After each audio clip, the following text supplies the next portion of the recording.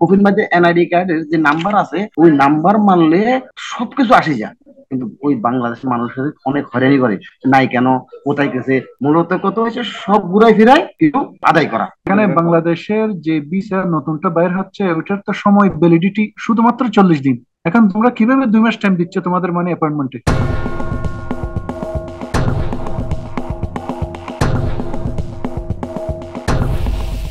নতুন ভিসা বাহির হওয়ার পরে 40 দিনের ভিতর বাংলাদেশের যাবতীয় প্রসেস শেষ করতে হবে। এগুলো হচ্ছে এখানের ইমিগ্রেশনের রুলস। 40 দিনের একদিনের বেশি হলেও ভিসাটা অটোমেটিক এখান থেকে ক্যান্সেল হয়ে যাচ্ছে। ক্যান্সেল যখন হয়ে যায় তখন আবার নতুন করে বাইর করতে হবে। নতুন করে যখন আবার বাইর করবে ঢাকাতে এমবেসিতে যেতে হবে। যাওয়ার পরে আবার প্রসেস আবার আগেরটা হওয়া হবে না, নতুন করে আবার প্রসেস শুরু করতে হবে। তো শুরু করে এটা এখন বড় সমস্যা হয়ে দাঁড়িয়েছে বাংলাদেশের লোকজন। এখন এটা অবশ্যই এমবিসির যেটা মেন অ্যাম্বাসেডর আছে উনার খানে যেতেই হবে, উনার খানে পৌঁছাতে হবে। এটা উনার খানে গেলে এটা আমার মনে হয় এটা মানে সমাধান আসবে, অথবা দ্রুত একটা মানে টাইম দিবে। আর না হয় 2 মাস টাইম দেওয়ার তো কোনো প্রশ্নই আসে না। কারণ ইমারত এমবেসিতে তো আর অন্য দেশের লোকজনের কাজ চলে না। ইমারত এমবেসিতে তো শুধু ইমারতের লোকের কাজ, মানে এখানের তো কাজ। আর ওখানে তো এমন কোনো এই বিষয় সংক্রান্ত কাজ ছাড়া ওখানে আর কি কাজ মানে আছে ওদের? এটা বাংলাদেশ এমবেসি জানলো না কেন, অর্থাৎ বাংলাদেশ এমবেসি তো জানিও না। বাংলাদেশ এমবেসিতে শুধু অ্যাটাচমেন্ট করার জন্য এখানে পাঠায়, বাংলাদেশ এমবেসি শুধু অ্যাটাচটা করায় দিয়ে দিচ্ছে।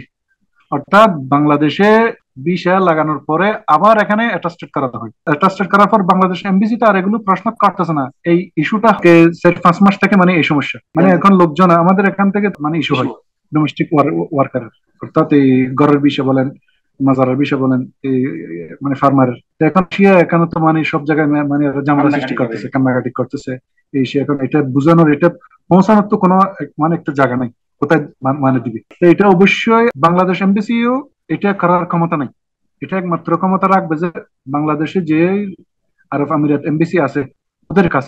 এখানে বাংলাদেশের যে ভিসা নতুনটা বাইর হচ্ছে ওইটার তো সময় ভ্যালিডিটি শুধুমাত্র 40 দিন।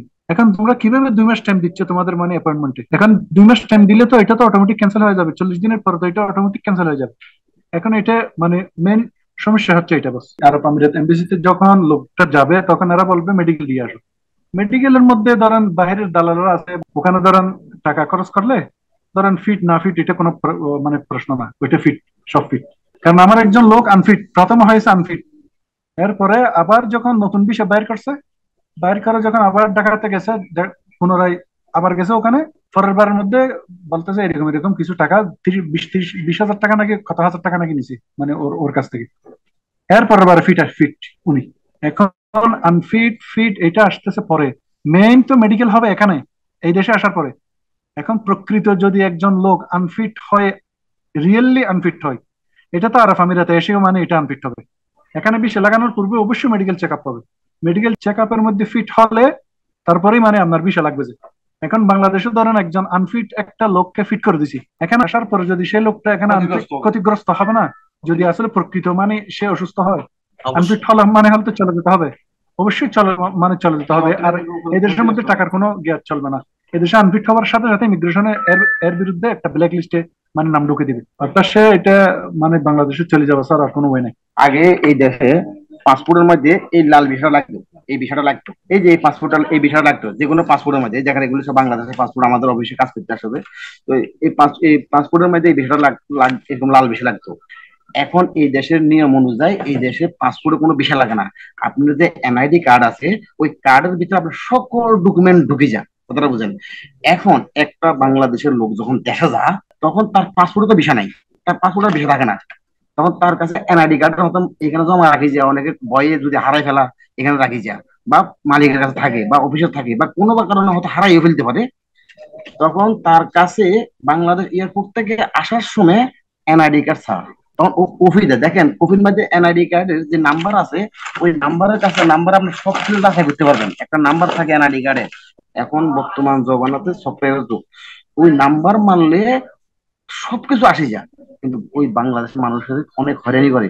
নাই কেন, কোথায় গেছে, আমি অরিজিনাল আসল না নকল, মূলত কত হয়েছে সব ঘুরাই ফিরাই আদায় করা। আর এখানে বাসিতে যারা আছে এদের কথা তো বললাম, এরা জমিদার, এরা তো কি, যারা এই দেশের কাজ করে হার্ড ওয়ার্ক করে যারা বিল্ডিং কনস্ট্রাকশনের কাজ করে, যারা রঙের কাজ করে, যারা রাস্তায় কাজ করে, যারা টোটাল ওয়ার্কারকে এরা কি মানুষ মনে করা হয়? আর দেখেন একটা দেশে এতগুলি মানুষ, গরিব মানুষের পক্ষে কথা বলবো না?